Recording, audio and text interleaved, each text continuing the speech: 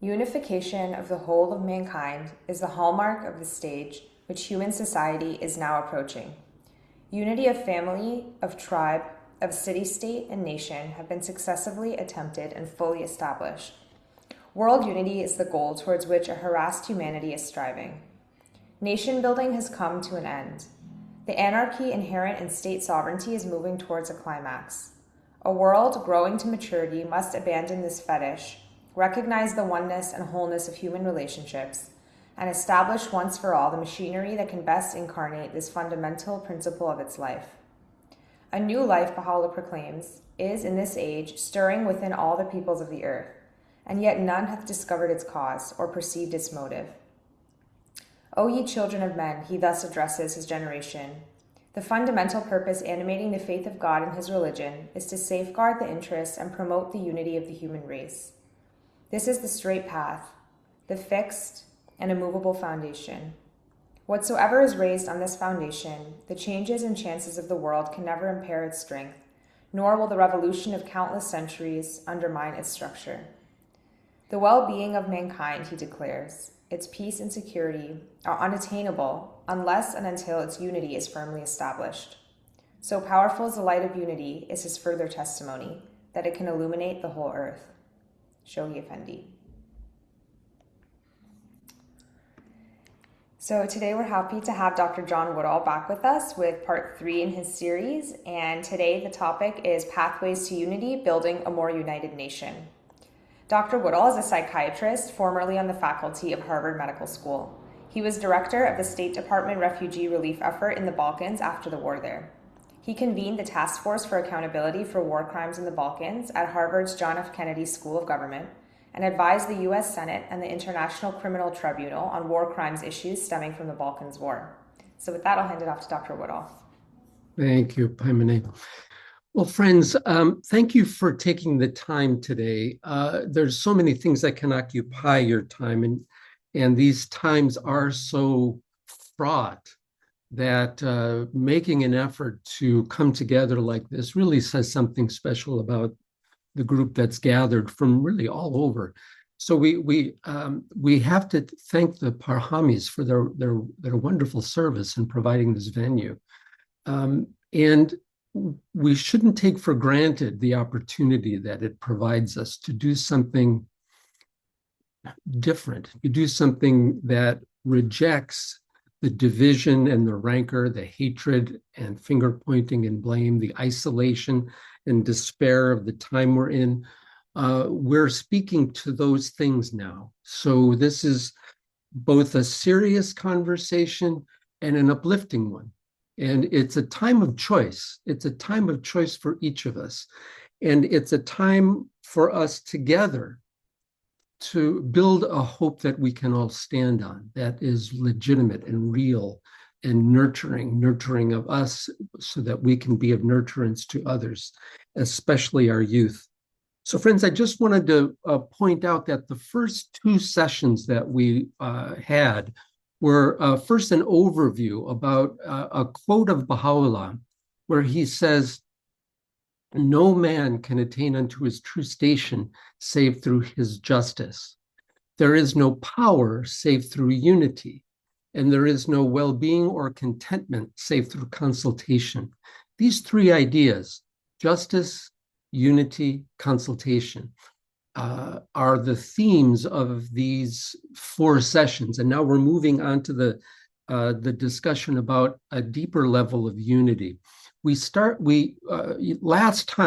week, we talked about ideas about justice and how Baha'u'llah, in the hidden words, for those of you who aren't familiar with Baha'u'llah, or his hidden words, Baha'u'llah is the founder of the Bahá'í Faith. And we see him as the expression of the word of God for this day and age, just as Jesus was, or Muhammad, or Buddha, or Krishna, that the word of God is again spoken to humanity through the vehicle of the revelation of Baha'u'llah. So his writings, Baha'i see, are this revelation, the guidance for humanity to bring us to the next stage of our evolution as a species, where we can see the disparate strings of human social and spiritual growth have finally been woven together. And we are now in the age where humanity can see and benefit from its oneness. And that since time immemorial, the plan of God has always been to bring people together as one family on one planet. So when we speak about the hidden words, it's one of the books of Baha'u'llah that he revealed in the early days of his ministry. And in that book, he speaks of justice as seeing with one's own eyes and knowing of one's own knowledge, and not through the knowledge of thy neighbor.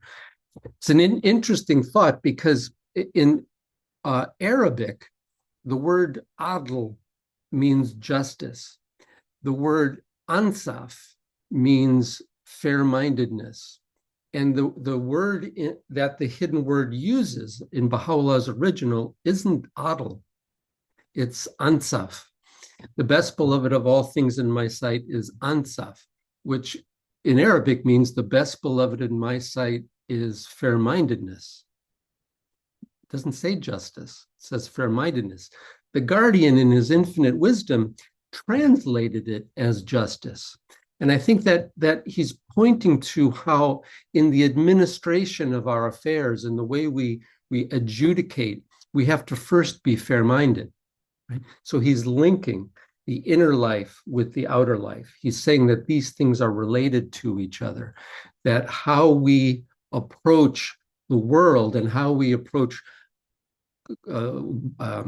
reality itself, how we approach the truth is the definition of justice for us. And we talked last time about how identities become the lens through which we view ourselves and how we see justice. Remember, we told the stories about the different situations in Cyprus and Israel and different places where people's strong sense of identity as a group, whether it's Greek Cypriots, Turkish Cypriots, Israelis, Palestinians, black, white, these rigid identities become a lens through which we view the world, and we perceive things through these lenses of identity.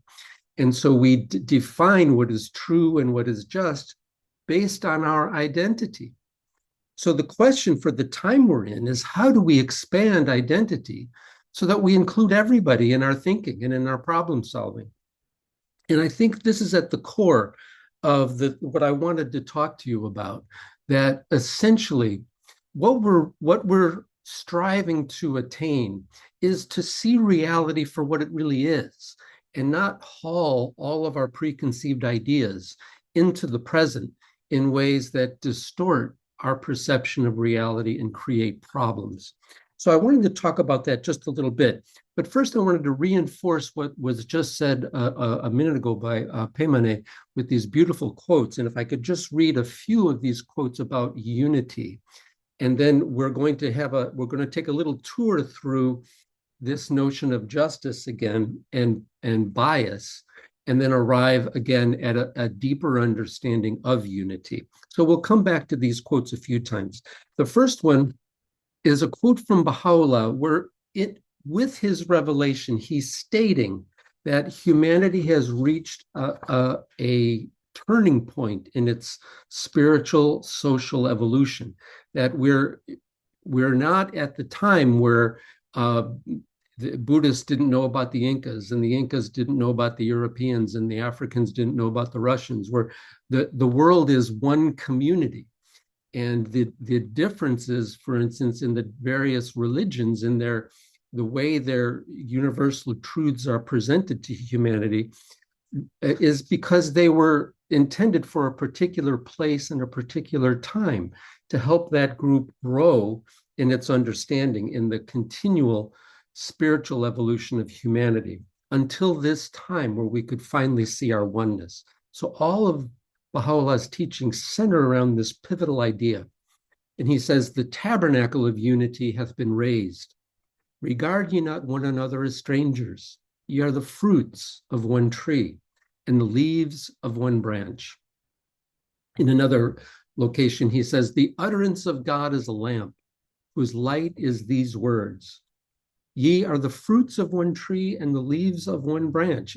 Deal ye one with another with the utmost love and harmony, with friendliness and fellowship.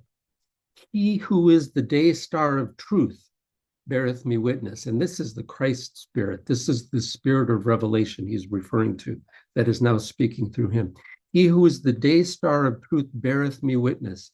So powerful is the light of unity that it can illuminate the whole earth.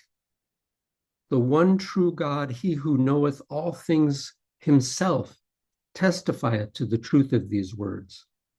Exert yourselves that ye may attain this transcendent and most sublime station, the station that can ensure the protection and security of all mankind. This goal excelleth every other goal, and this aspiration is the monarch of all aspirations.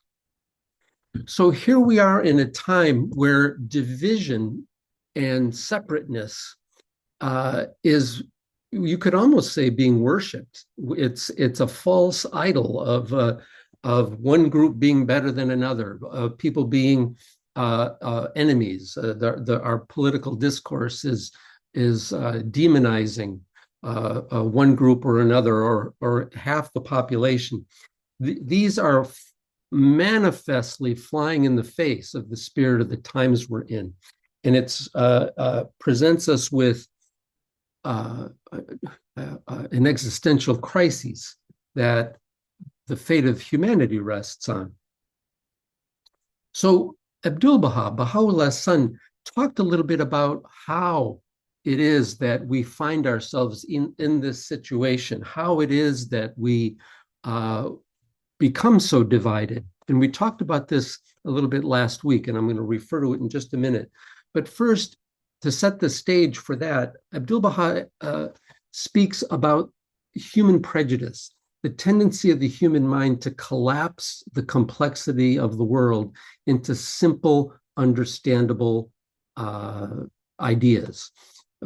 I'm better than you. My family's better than yours. My nation, my race, my religion, my gender, all these things are better than you.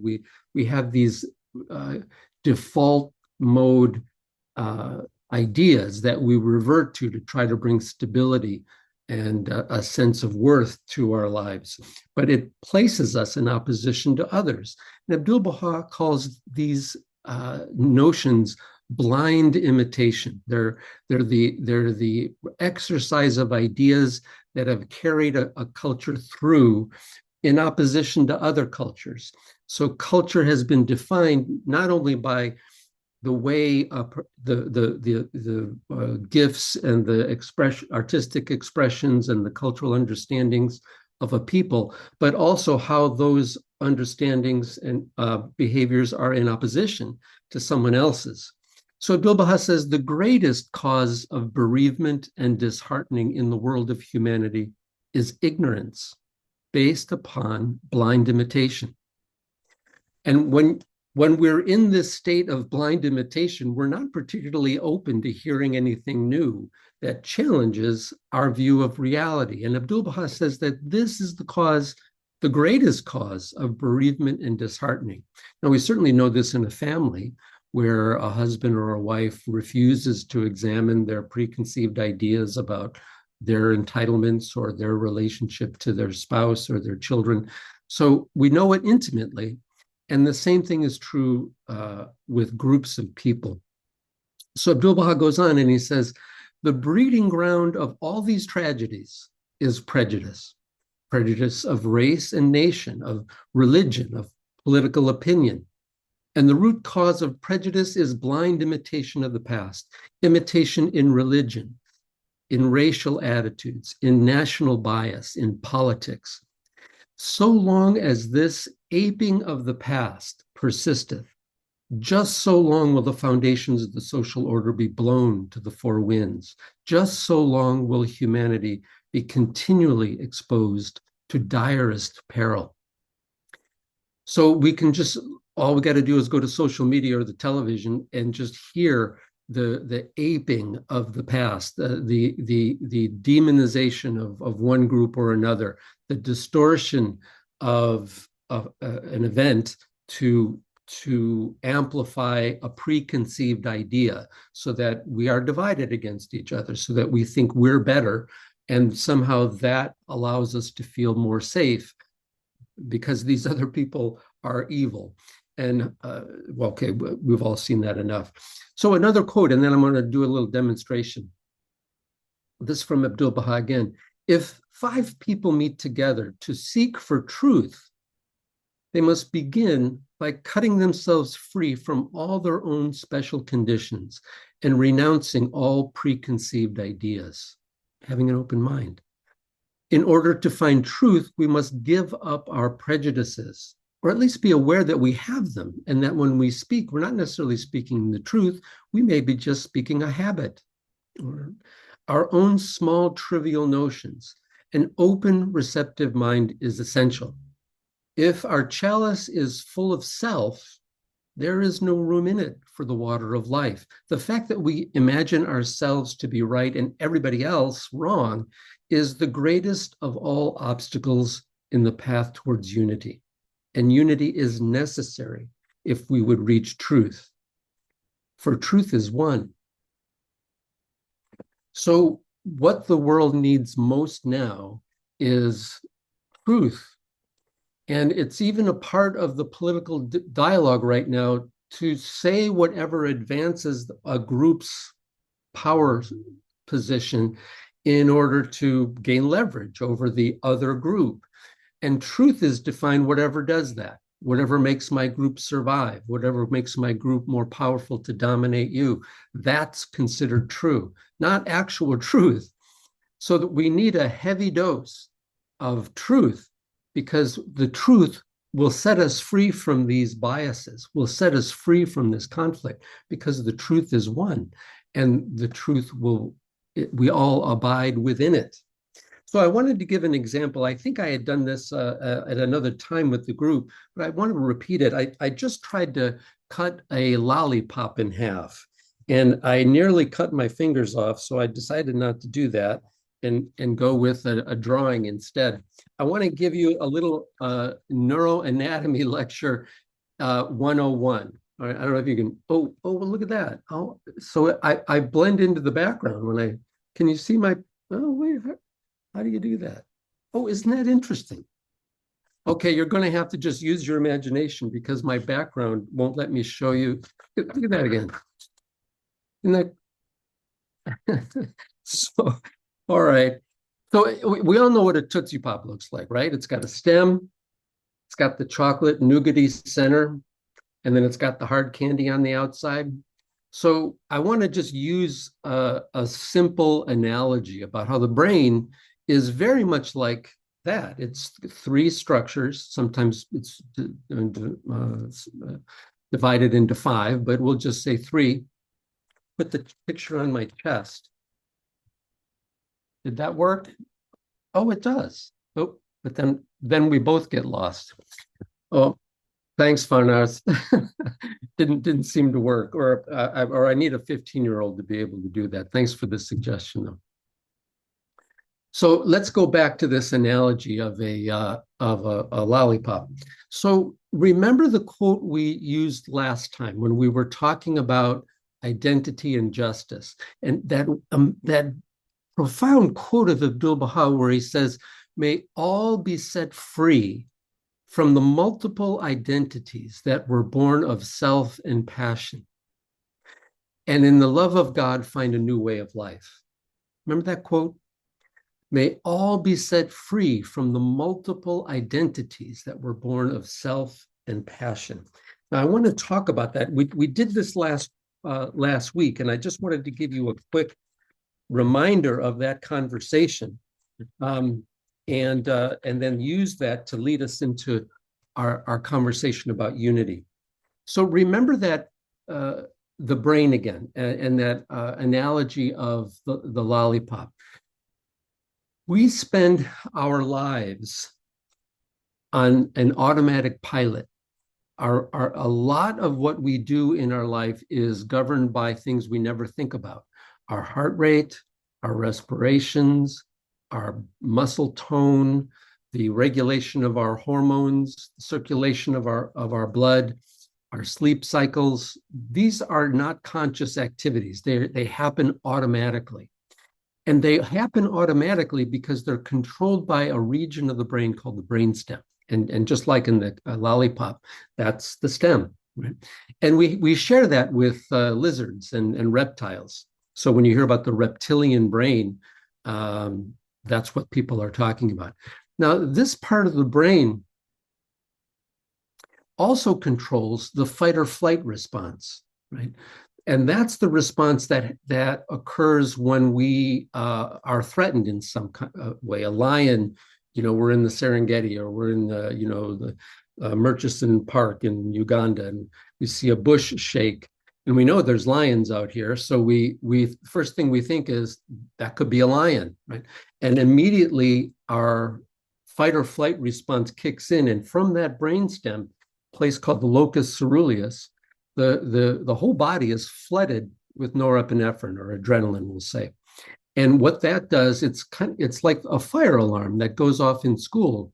You're taking a math test or in the gym, the fire alarm goes off for a fire alarm or a fire drill. Everybody puts down their pen, stands up, single file, walks out of the building.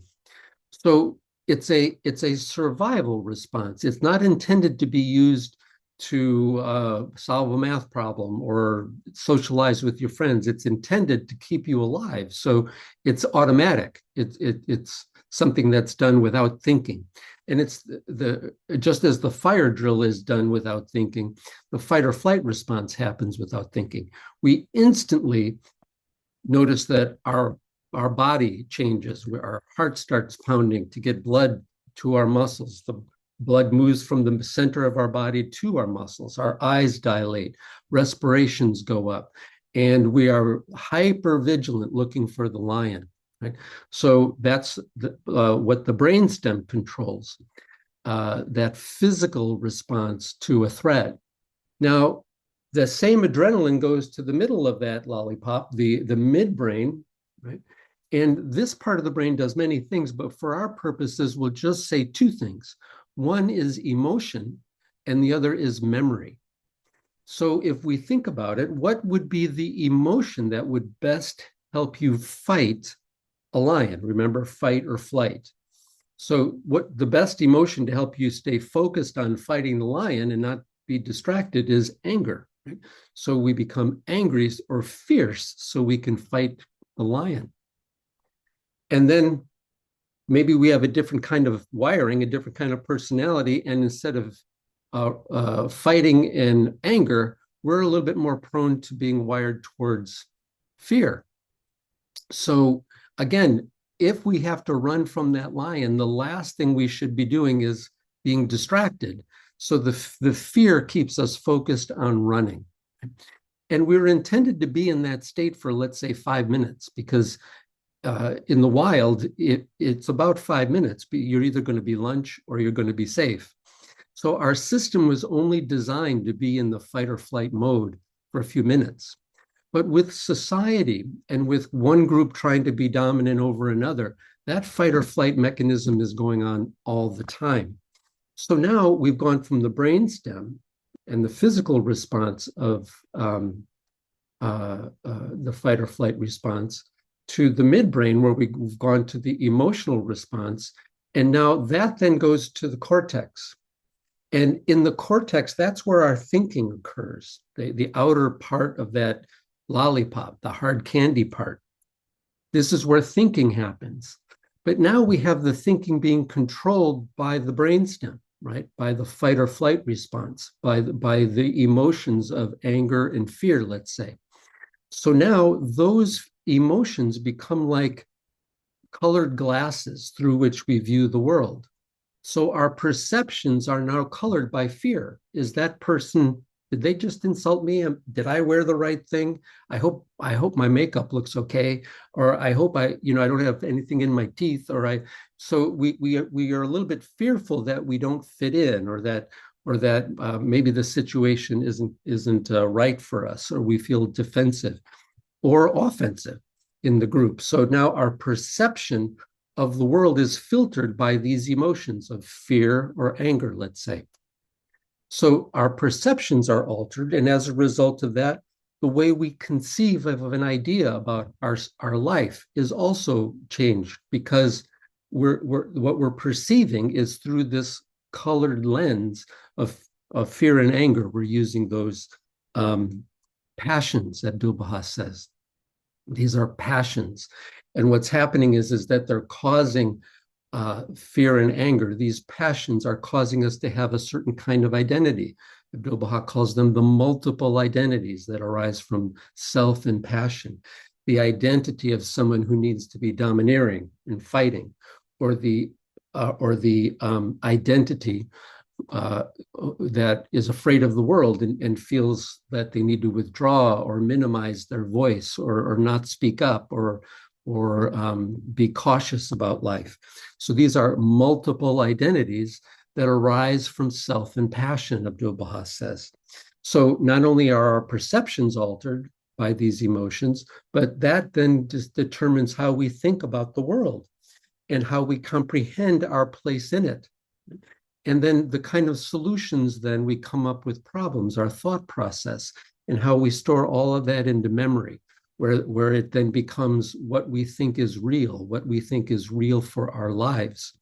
And this is why these ideas of identity, national or racial identity, gender identity, nationalism, why they feel so, I'm going to call it exquisitely seductive, because they become our entire internal world.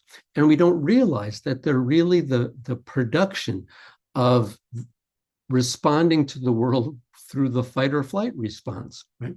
So we have a habit of being fearful or angry, and we never even think about it, because it's become the pattern of our perceptions, our imagination, our comprehension, and our thought process, and therefore our memories. So what Abdu'l-Baha is saying is, may all be set free from the multiple identities that were born from self and passion, and in the love of God, find a new way of life. So when we're talking about letting go of aping the past, we're also talking about an intensely psychological process of recognizing that these patterns that we have adopted aren't necessarily true. They're just simply patterns we've adapted from the way we've been brought up, and the way we keep reinforcing these habits through our choices. So Abdu'l-Baha is pointing out to us that, you know what, there's another way of being in the world that has let go of these fear and anger and these other passions, greed, avarice, take your pick. Things that constrict and restrict and rigidify our identity. Abdu'l-Baha is saying none of this leads to real happiness, because it's always about reinforcing an identity that can never really be fulfilled. You can never be the boss of the universe. You can never have all of the love, or all of the all of the money, or whatever it might be. So this reinforced identity is inherently tragic. So Abdu'l-Baha is saying, may all be set free from this. So the kind of unity that we're talking about begins with this process, this ability to approach the world without fear, without anger, with a sense of exploration and questioning and open wonder at the investigation of truth. What's actually true, as opposed to what perceptions am I imposing on the world because of the way I've been brought up, my aping of the past. So it's not just what groups do, which we do when, we might be racially prejudiced or prejudiced against women or whatever it might be, but it begins as a psychological process. So Abdu'l-Baha is asking us to be set free from that. All right. Now, you can tell I'm a psychiatrist because that part really rings the bell for me. And because I say it every single day, we're all caught up in that.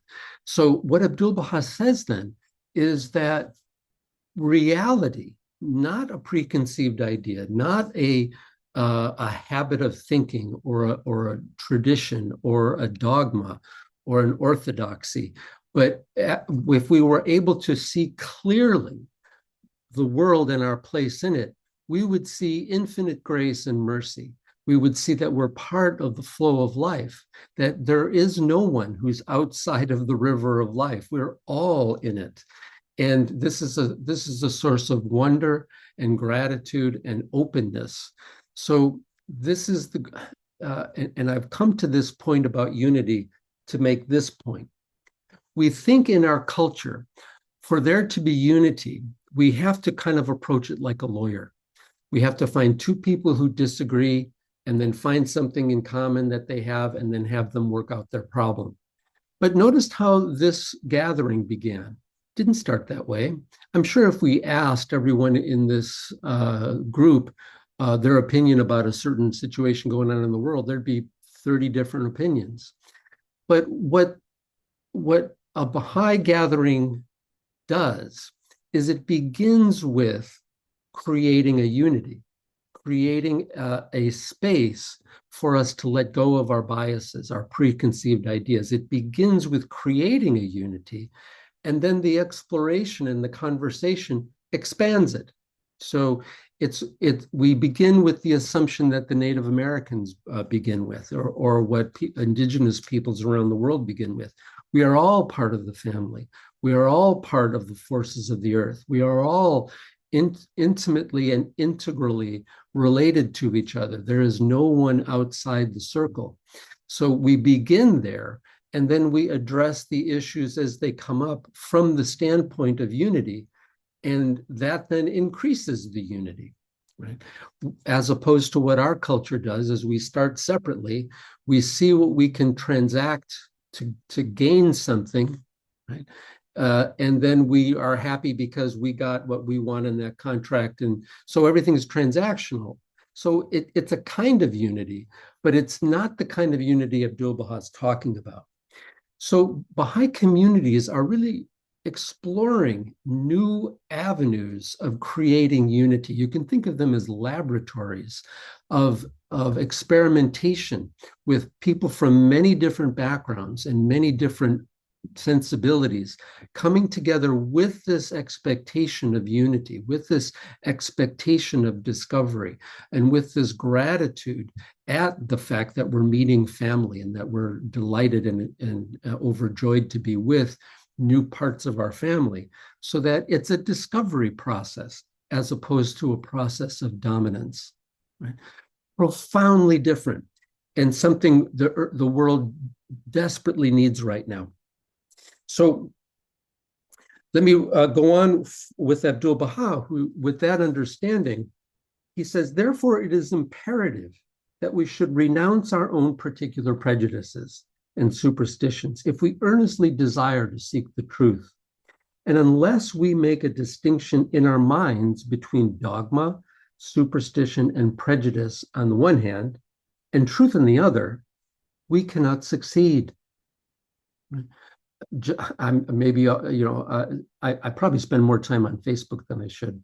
And in my own town, I'm just flabbergasted sometimes at the way people present information as if it were true and as if it were a weapon to beat people. And anyone who responds with a new insight is just attacked. So this is not what we're after. And if you get people in a room to argue points of view, they just become more entrenched.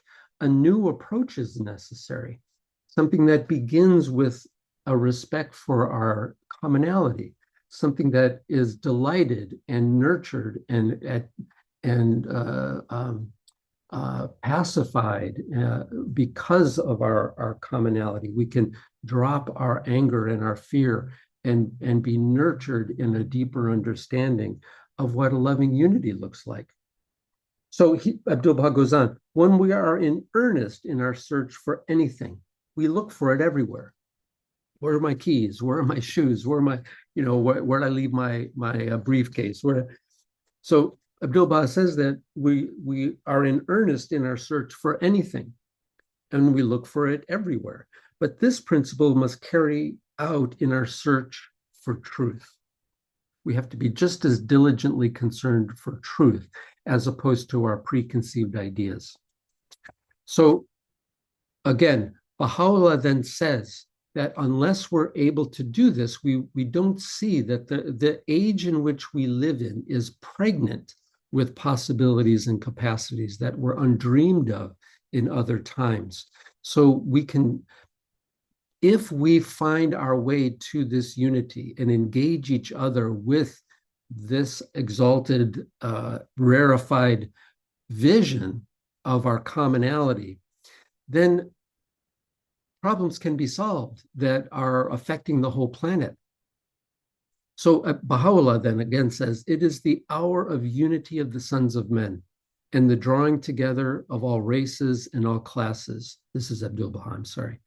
You are loosed from ancient superstitions which have kept men ignorant, destroying the foundation of true humanity. He goes on, he says, when religion, shorn of its superstitions, traditions, and unintelligent dogmas, shows its conformity with science, rationality, and the ability to see things as they are and assess them for what they are and not what we want them to be, then there will be a great unifying. When we drop superstitions and think in this context of the love of God and this context of the unity of all things, and then if we then use our minds inquisitively to look for the truth, then there will be a great unifying, cleansing, a great unifying, cleansing force in the world, which will sweep before it all wars, disagreements, discords, and struggles. And then will mankind be united in the power of the love of God. We've never seen a global culture before. Baha'u'llah says the teachings of the Baha'i faith challenge us in significant ways because we tend to compare it to previous religions, previous dispensations where we think it should look something like a Christian church or a mosque or a Buddhist temple. But what Baha'u'llah is calling us to is something that's never happened before. It's a global, united community. So we are really creating it. We're co-creating with God a united planet. So it's going to take some time, right?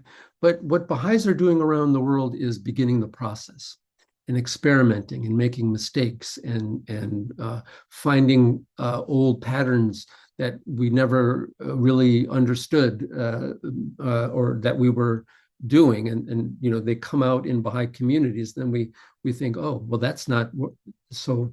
I didn't even realize I had that prejudice, and there it is. So Baha'i communities become laboratories for this kind of exploration of unity. I use the word uninaut, where there's astronauts who explore space, and there's aquanauts who explore the oceans. We're uninauts. We're discovering patterns of unity and how they unfold in one culture and maybe differently in another, and what's different and what's similar. And Baha'is have been doing this for over 100 years. So there's a rich texture, a rich tapestry of information being cultivated about how the world can heal itself through this principle of unity. And unity based on the love of God, which we spent quite a bit of time in the first session talking about. So, and this gets us to this quote of Abdu'l-Baha again, but what is unity? And Abdu'l-Baha says, unity is the expression of the loving power of God. Unity is the expression of the loving power of God. So unity is complex love, I suppose is what you could say. And it reflects the reality of divinity It is resplendent in this day through the bestowals of light upon humanity. So Abdu'l-Baha has this vision.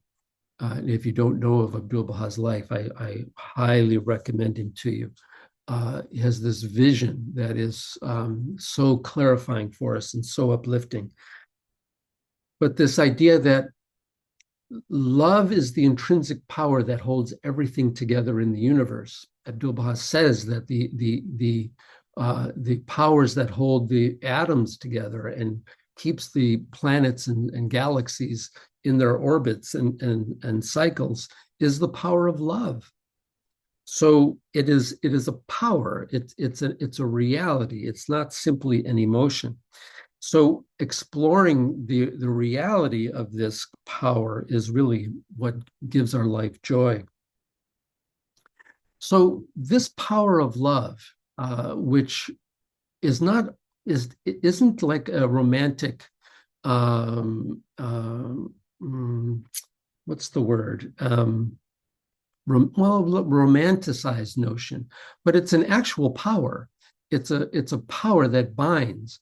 So, for instance, I used to teach anatomy when I was in medical school, and if you have a cadaver with organs laid out on a table, right? You've got a body there. You've got everything you need for life, but it's not alive because it's not united. It's not harmonized as a whole, right? So having parts is not the same as having all the parts is not the same as having a harmonious, reciprocal entity. And so this is what we're called to explore. So in both Baha'u'llah and Abdu'l-Baha's writings, and we see this mentioned in the Bible, the Quran, other texts as well, this power of love is expressed from age to age through a living vehicle, so what we call the prophets of God, the manifestations of God, is a phrase Baha'is use, the founders of the world's great religions.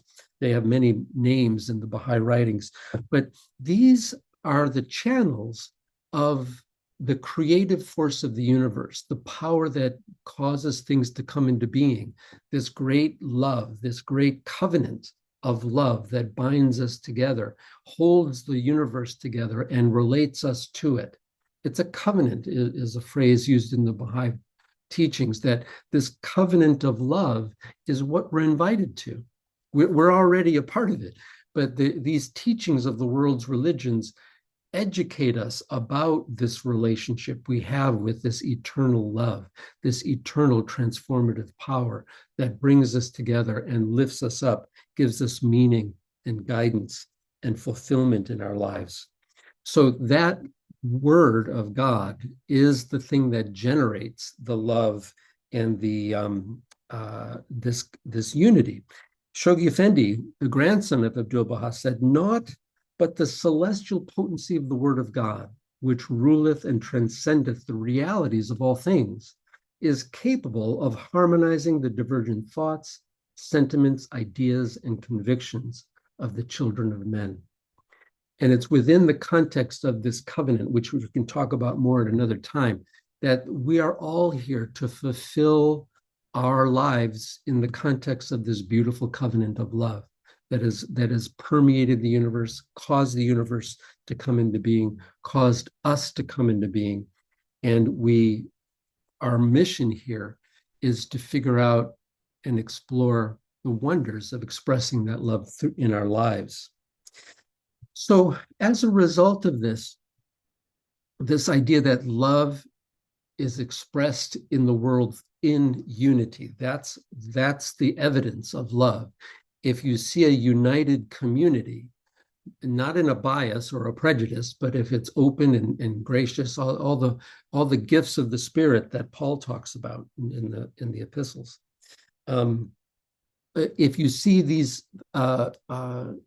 fruits of the Spirit, then you know that unity is blessed and animated by the Word of God and the love of God.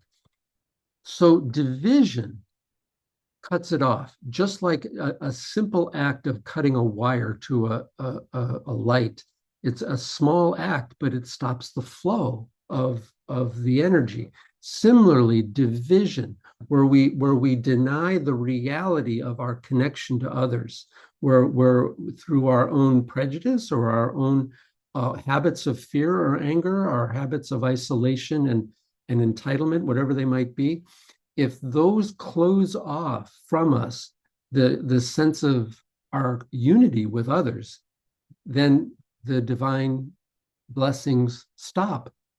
Not because God stops them, but because we've extracted ourselves from the covenant in this largest sense. So Shoghi Effendi goes on to say, nothing will attract God's blessings and grace more than the unity of the friends. And here he's talking to the Baha'is about themselves. Nothing will attract God's blessings and grace more than the unity of the friends. And nothing is more destructive of their highest purpose than divisions and misunderstandings. Cling, therefore, to unity if you desire to succeed and abide by the will of your Lord. Then he goes on to say, the revelation of Baha'u'llah, whose mission is none other but the achievement of this organic and spiritual unity of the whole body of nations, should, if we be faithful to its implications, be regarded as signalizing through its advent the coming of age of the entire human race.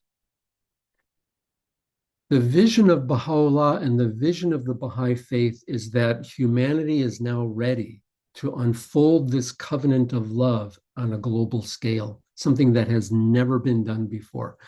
Now, all you have to do is look at the social media and the way the media describes and experts describe the state of the world, and they would call this foolish and denying history.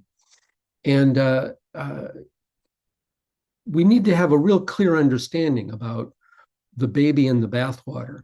You know, the religions have been a cause of great harm when clergy and the people in religions have clung to patterns of the past without looking for the unity that loving covenant that unites us all. So religion itself has become a cause of warfare.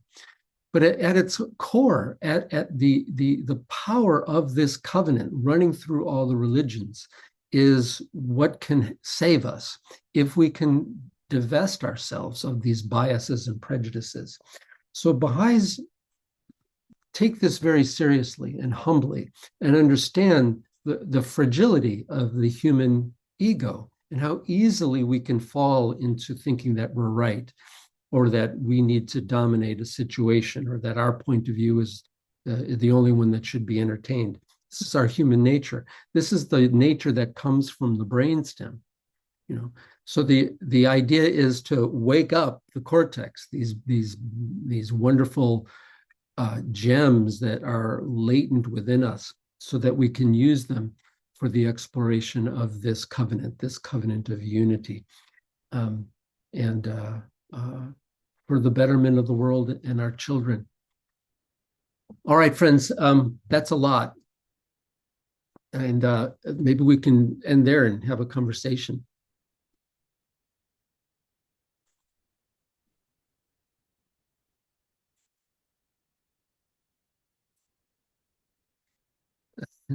Ali says the onion analogy works too. I used that last time, didn't I? Oh, I don't know about the first, the other posts. I'm not quite sure. Oh, Pemane, you want to lead us? Sure. Yeah, the other videos have not been posted yet, but they will be soon. So the question, okay, so if anyone has any questions, you can put it in the chat. This question is, based on Abdul Baha's description on love, you say love is synonymous with the Germanic English word God. Sue, give me a little more on that. You want to unmute, Sue, and just elaborate on your question? I think you've got an insight. Oh, the unmute is not, it doesn't, it's not enabled for this session. Yeah. Oh, okay. All right. So I'm going to have to read into this a bit then.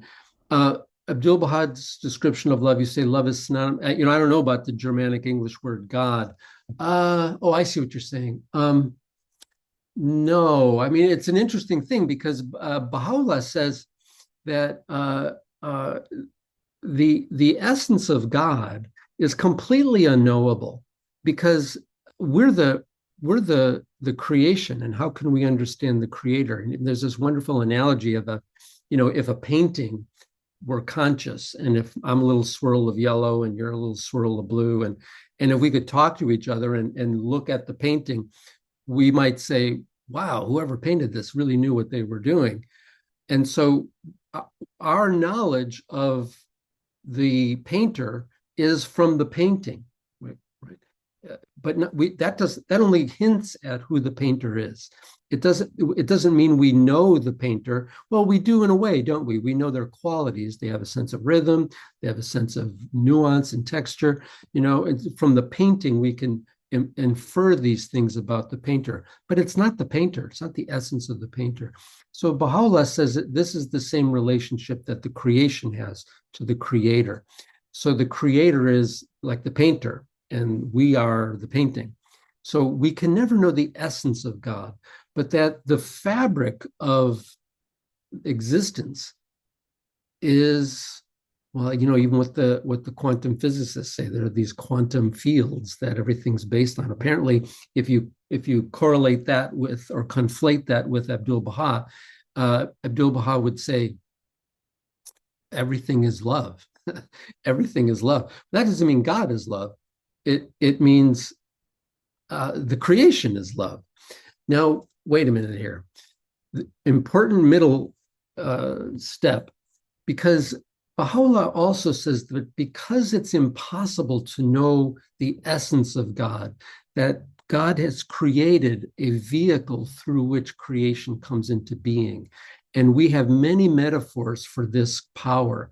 And we talked about it briefly just a minute ago, being the word of God, being this capacity for the will of God to be manifest in a universe, or maybe multiple universes for all we know. And so that spirit that does that is it appears from age to age in an historical figure, and who becomes sort of a vehicle for expression of that power. So, for instance, Jesus of Nazareth was considered the anointed one, the Christ. That's what Christ means. So the early Christians saw that Jesus, well, and still, he is the vehicle of the Christ. So, and actually, this gets back, if you wanted to be, biblical about it, who's returning, Jesus or Christ, right? And a Baha'i would say Christ is returning, right? And Christ has returned through Muhammad, through the Bab and Baha'u'llah, and many other times, and not just through Jesus. So that vehicle of creating the universe is given expression in the life of one of these manifestations of God. So when we know God, we are really not knowing the essence of God. We're knowing the manifestation of God. We're knowing this creative power. We're knowing the word of God. And for us, that's the same as the knowledge of God. Thank you. Would you repeat the quotation about true self and justice? No man can attain his true station save through his justice. Now, the word isn't adl in Arabic, it's ansaf. No man can attain unto his true station save through his fair-mindedness. In other words, his ability to let go of biases and prejudices and see with his own eyes and know of his own knowledge. That's the word. So that's what it means internally, inside our own head, how we think, how we present ourselves to the world. A Baha'i can get caught up in orthodoxy and dogma and ritual and all these things too. It's a human trap all of us are subject to. So Baha'u'llah is saying that the step one, get rid of all that stuff and see reality as it is, and feed your ability to perceive that reality through immersing yourselves in his words that help clarify our vision and purify our hearts so that we can reflect this wonderful light that is embodied in the Word of God. So yeah, and so there's three levels of justice. Just while we're on it, there's that ansaf, which is my ability to see things as they are, my fair-mindedness. Then there's what's the Persian word? I've forgotten the Persian word, but sometimes ansaf and sometimes adl in Arabic also mean my fairness with you, like the golden rule, treat others as you would treat yourself. Sometimes the word in the context is not just what's in my head, but how I am with you. The golden rule, do I treat you fairly? And then administratively, in groups and in governance, justice, which is you reward and punishment and global stability through the administration of law. So that word justice, in the West, we confuse it only with that third adl, the administration of justice. But Shoghi Effendi, I think, is telling us it starts with being open-minded and seeing with your own eyes and seeing the truth and then consulting about it so that we can have contentment and well-being, which is the third quote. There is no contentment or well-being save through consultation. Thank you. Mm-hmm. Might the use of the Germanic English word God as a reference to the unknowable essence be an example of blind imitation and prejudice based on cultural dominance? It certainly could be. And again, this is excuse me, this is a fundamental Baha'i eschatology. Excuse me a second. In the opening 2 pages of the gleanings of the writings of Baha'u'llah, it begins with a beautiful prayer with Baha'u'llah talking about the majesty of God, excuse me, the beauty of God, his exalted nature. Then at the very end of the tablet, or of that selection, Baha'u'llah says that every act of devotion and worship and prayer that he's asked of us to offer has nothing to do with him. It doesn't have anything to do with God. Its only purpose is to help us arrive at the station of the knowledge of our own selves, because our own self is the reflection of Baha'u'llah. We are the mirrors of Baha'u'llah. So this idea of, as soon as we assign a meaning to God, we've, in a way, created an act of blasphemy, because, and this is why the Jews don't even pronounce the name Yahweh, right? It's that notion that a mind is trying to conscribe God. So, but if we know that, if it's implicit in our conversation, then we're less likely to fall into blind imitation. But yeah, to say that God is love is making God equal to his creation in a Baha'i eschatology. And so we would say that love is an emanation of the manifestation of God, not God is beyond God. God is way more. Just like the attributes and names of God don't describe God, but they describe what he cannot be.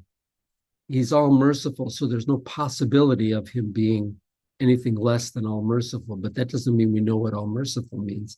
It just means we can't entertain the idea that it could be anything less than that. So it's pretty sophisticated. But in imagining these things, in opening our hearts to these things, in trying to find ways to express these names of God in our lives in service to others, these qualities are brought out in us. And then we know ourselves more. We know our true selves more. The gems of our inner life become manifest in the world. So that's the one thing more that the Guardian said ultimately, that the love of God is expressed in service to humanity. That's how we learn about our divine nature, is through prayer and service. Thank you. In conversations about unity, shame and defensiveness often arise. How do we encourage dialogues that promote vulnerability instead of defensiveness? I think you know the answer, but let's talk about it a little bit. Um, Remember the fight or flight response and the attitude that we begin, let's say, in a gathering like this.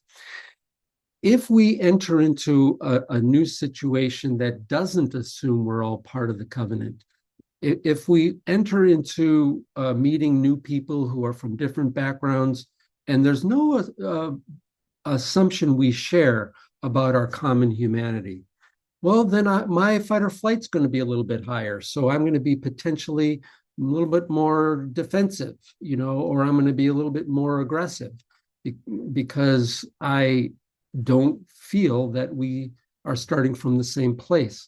So my fear and anxiety is higher. So this is why I think this is the wisdom of Abdu'l-Baha saying, before you begin a consultative process, bind the hearts together, bind them first. Don't go through a process of conflict resolution and to get to binding the hearts together, bind them first. And then through the process of discussion and sharing and exploration together, that unity expands, right? So we begin with the best unity we can achieve through prayer and our supplication and putting ourselves at the feet of Baha'u'llah and letting go of our ego and wanting to be of service to everyone in the room and knowing we're less than anyone else there because we know our own faults. We begin there, and now we're an open vessel. And so in the consultative process, unity and understanding of the truth can grow, right, through the consultative process. And then now we're at a higher stage of unity. So unity is where we begin, unity is the process, and then unity is the end, right? So we're evolving a unity. And if we're just simply repeating things we already know, we're not really growing. So I guess that's a long way of saying to your question that it's important to protect our vulnerabilities if we feel that that environment isn't a nurturing, supportive one, right? It's important to do that. Baha'u'llah says, not everything that a man knows can he say, or not everything that he can say could it be considered timely or suited to the capacity of the listener. But if your heart is broken, or if you're struggling with an internal pain, and the community doesn't provide you with that, that's a lonely place to be. And it may be that you have to find another tribe, to help you with that, while you find other ways to be in a reciprocal relationship with the Baha'i community. It's complex, isn't it? But when we have really beautiful communities, you see these things kind of happen naturally, where the suffering quiets because there is a nurturance, maybe not around the things that traumatize us or have burdened us, but we find enrichment in other ways that lessens the intensity of our struggle and of our suffering. So that's really valuable too. Thank you. I'll wait a second and see if we have any final questions.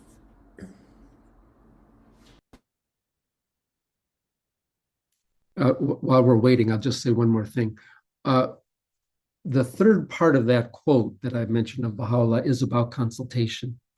And the idea was to set up with these previous conversations the context of unity, the need for seeing the truth for ourselves and knowing how it is we get caught up in our preconceived ideas and these separate identities that Abdu'l-Baha talked about, understanding that it's the love of God that propels our growth, and that love needs to be exercised and explored.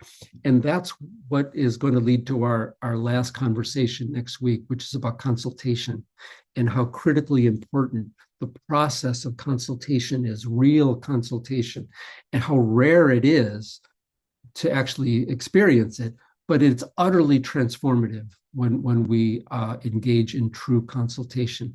It is really a hallmark of a mature Baha'i community. And if you ever have a chance to experience it, it's utterly transformative. So the very process of exploring truth becomes the means of a rarefied, wonderful, nurturing unity. And we're going to explore that next week. Thank you. How do we get the dominant leaders who promote separation, nationalism, and prejudices to be open to the understanding that we are really one and the teachings of justice, consultation, and unity? So good question. I'll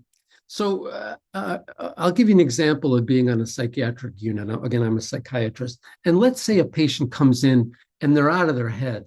They've used a drug, or they're really ill. Their brain is kind of on fire and they're in a manic psychotic episode and they're screaming and raging. You can't talk to them, right? You're not getting through because they're not using their cortex. They're using their brainstem, right? So there's no remember we talked about that in the beginning, like when there's a fire alarm and you get up and everybody walks out. It's not the time to talk to your friends or solve a problem. It's time to get out of the building. If someone's in fight or flight, which I would suggest most of the leaders of the world are in constantly, so they're in the constant fight mode, or trying to make people afraid, it's manipulation. And so there really isn't. There has to be something that would switch them from their brainstem to their cortex, and that is rarely making a case. And your own experience will probably prove that. Someone who's mad at you, or when you've been mad, someone's trying to tell you, like, you don't need to be mad. Right over your head, as long as you're in that emotional state. So that's why people take timeouts, right? They go to their room, they count to 10, they say a prayer to kind of reframe, to let those emotions, those multiple identities that are born of self and passion that Abdul Baha talks about, lets them quiet down a little bit so you can see reality for what it really is. My take is probably the most important political act any of us could do right now is to create loving community where we are, where we have influence in our house, in our neighborhood, with the person at the grocery store, with the kid who is at the gas station pump, behind the counter. I mean, making community is I think, the most powerful political act we can engage in, especially if it's devoid of fear and anger and is motivated by love. Because now there's research on this that says that one compassionate act to a traumatized child, one act, like that maybe lasts a minute or 5 minutes, one act can transform a life. And I've seen it in my work in war zones, where one compassionate act changed the course of a person's life. So we need to also see with the eyes of God as best we can that if our nature really is born of the covenant, if we really are born of the substance of love, if that really is what, not just a teaching, but if it really is truth, and that the unfoldment of that love in our lives is our purpose, right, then there's nothing to be afraid of, right? And there's only wonder and opportunity for more love, and for us to give our special flavor to it with whatever circumstance arise in our lives. So I don't know that, there's a time in my life where I was working at, in Washington and stuff. I don't think I had changed anything. I don't think, but in town I have, right? In my neighbors, and that's my circle. So, and this is, I think, the wisdom of the House of Justice is encouraging us to build networks of hope, networks of unity, right where we live, right? And really, that is the foundation of democracy, right? that kind of fellowship, that kind of respect for the dignity of others right where we live, the personalizing of the dignity of each other through service. Thank you. In the Gleanings, Baha'u'llah speaks of how the Western people have established and promoted their self-interest by sacrificing others. How can we honestly explore this and be united? Oh, say that one again. In the Gleanings, Baha'u'llah speaks of how the Western people have established and promoted their self-interest by sacrificing others. How can we explore this and be united? I'm going to have to read that. I know the tablets to America. I don't think I'm qualified to respond to that. I don't know.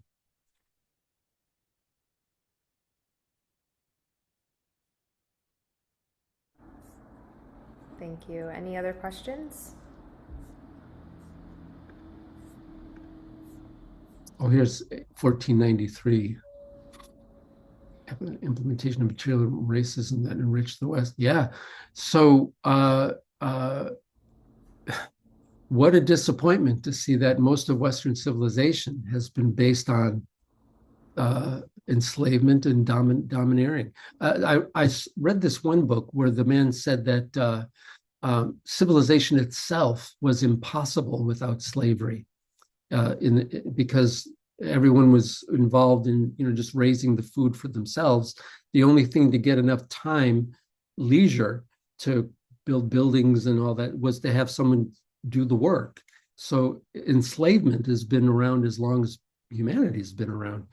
And so we certainly have the tradition of that here in the Americas, in the Caribbean, in South America, all throughout Asia, all throughout Africa and Europe.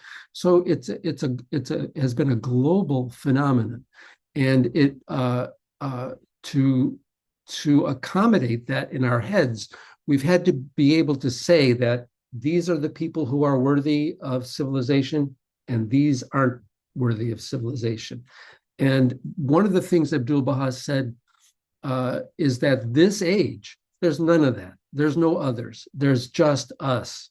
There's no grounds for one group of people considering themselves to be better or more entitled than another. So what we do now to eliminate these preconceived ideas, these prejudices, what we do now in this generation is going to inform the civilization 300 years from now, 500, 800 years from now. So this is a pivotal moment, and anything we do to shed light on this human tendency and to build a real and a mature and a reciprocal unity, we need it now. We needed it yesterday.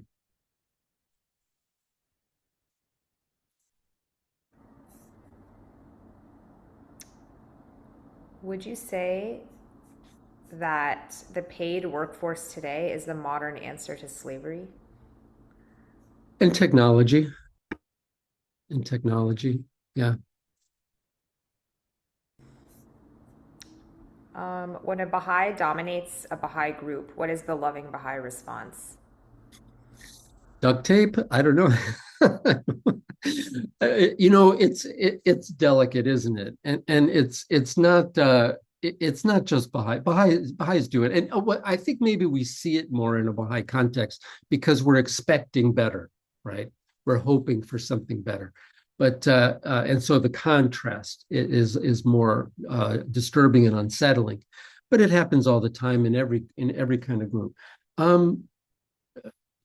And sometimes it's a mature person. It's often a man, but not always. It's someone who's maybe been a Baha'i for a long time and they kind of know everything. And so, I'm looking at myself. I got to be careful not to, I got the MD thing, and so I got all sorts of reasons to think that I know things. It's a matter of personal reflection. We really have to call ourselves to account, and being right isn't the goal. Being united is the goal, right?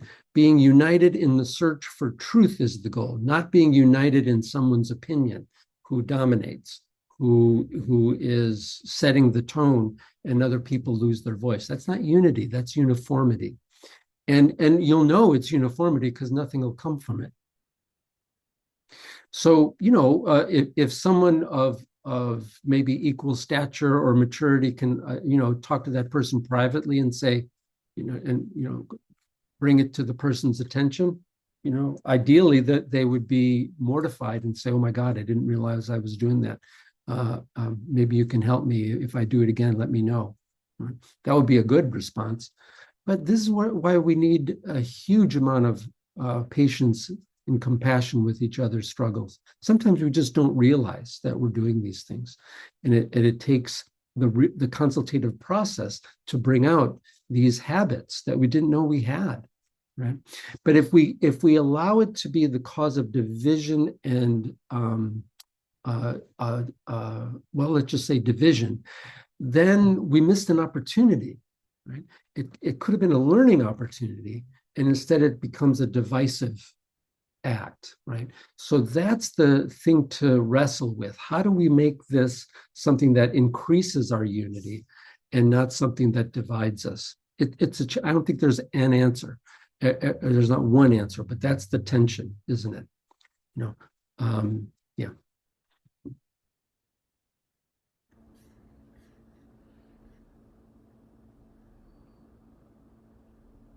Thank you. Someone said, wouldn't this be the work of the local spiritual assembly? Maybe. Yeah. To lovingly. No, okay, now here we go back to justice.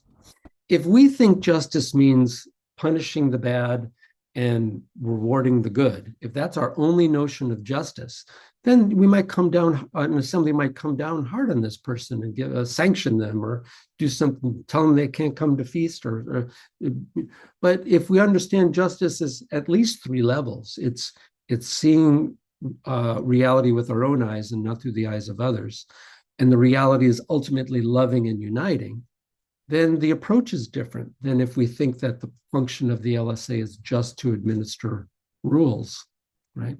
Or if we don't see that justice is also fairness, treating someone as we would want to be treated, right? So justice is complex. And I think in this country in particular, there's been a question of kind of moving to an idea of justice that's punitive as opposed to justice that's uniting. Because there's the notion that, well, without justice, there's no unity, Baha'u'llah says. But that's why it's so important to really understand what justice is. Ansaf. Yeah, right. And if I could think of the Persian word for fair-mindedness, when we treat each other with the golden rule, I'll have that for next week. So bottom line is that loving kindness and openness are almost always the rule. And yeah. Thank you. Okay, great. Well, I think that's all the time we have. So thank you so much again, Dr. Woodall. And we will see you again next week for your talk. And next week will be part 4. So hopefully you guys can all tune in. It'll be at the same time, 12 p.m. Eastern time. And next week's topic will be Pathways to Unity, Words That Heal. Consultation, yeah. Mm-hmm. All right, friends, thank you so much, and blessings to all of you around the world. And just dive into the covenant of love and see where it takes you. And I'll see you next week. Thank you, everyone. See you next week. Hope you have a great week. Bye.